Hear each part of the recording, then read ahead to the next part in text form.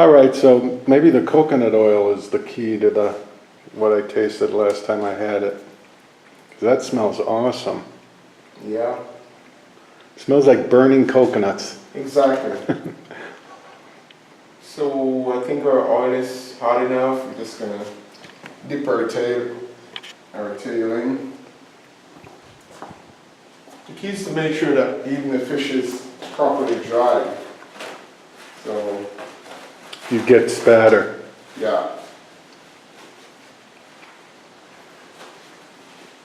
Get it all nice and dry and, yeah.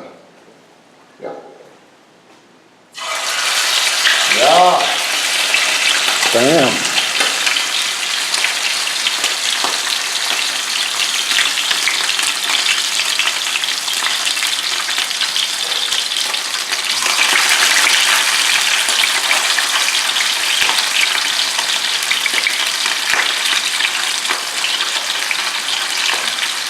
Get that going for a while.